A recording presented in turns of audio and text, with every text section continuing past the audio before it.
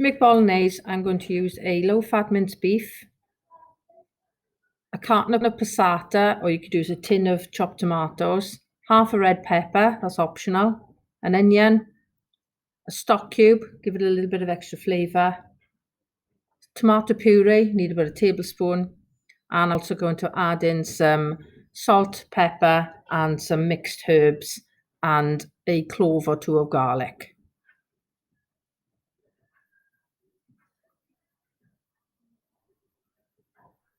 So the first thing I'm going to do before I start to cook is to get everything opened and ready. With passata, you squash up the sides and then you cut along the line. If it's a tin of tomatoes, you'd use a tin opener and open it as usual. You then use a scissors or knife to open the meat ready. And make sure you're throwing away that rubbish. Get your puree open ready. This one's already been started. First task is to dice the onion. Take the top off, cut it down to the center. Then peel off the skin, leaving the root on. Helps to keep it together. It also helps to reduce the risk of your eyes running and crying.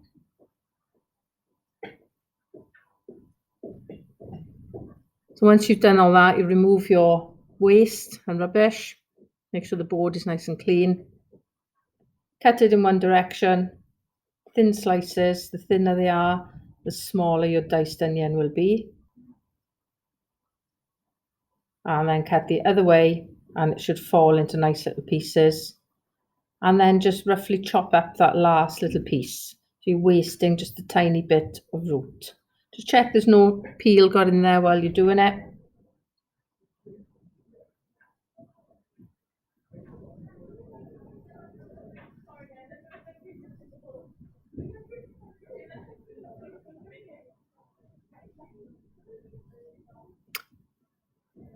Once that's finished, it's going to go into a saucepan or a wok in this case. A little bit of oil in with it.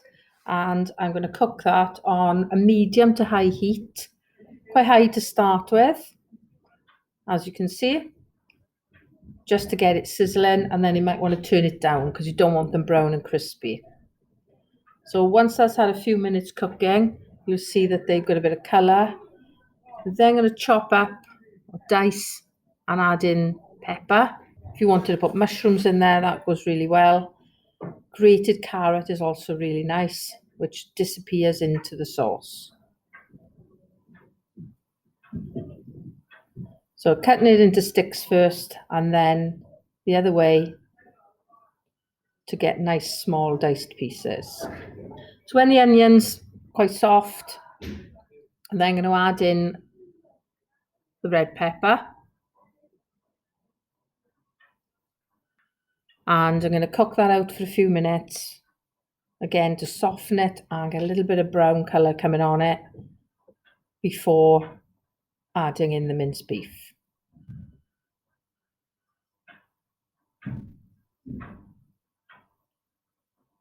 So once those are cooked, they've had a few minutes, I'm going to add in some garlic straight from the crusher into the pan. You can use a jar or a tube of lazy garlic or paste garlic, or you can use garlic powder.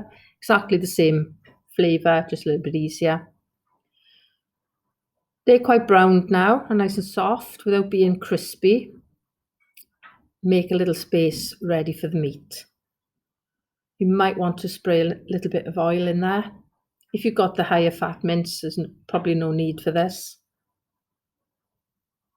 And tip it in. Scrape off the paper that's always underneath, and then use your wooden spoon to break that mince up so it doesn't just cook as a big lump.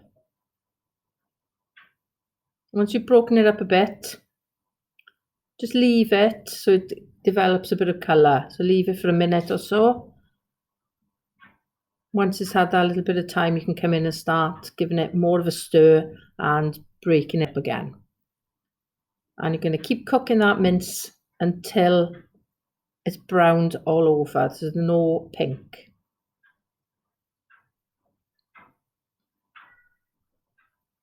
you can see the difference in the colour now where you're turning it over.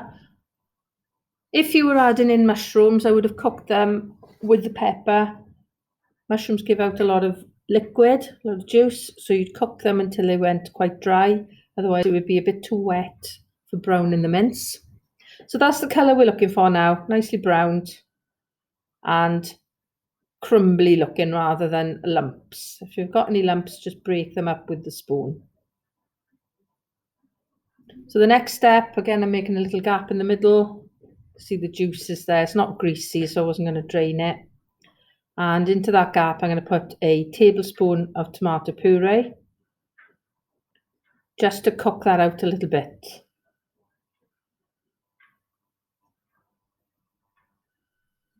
And I just mix that through the mince. It takes the rawness out of that tomato.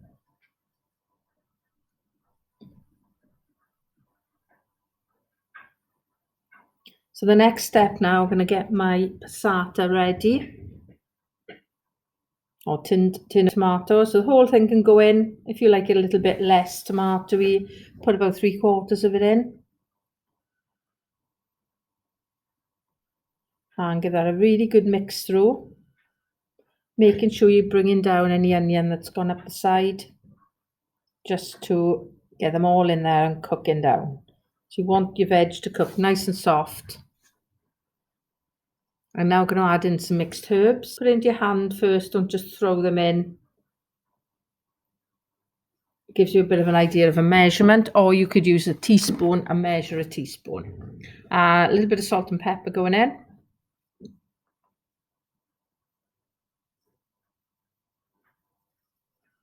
So mix those through.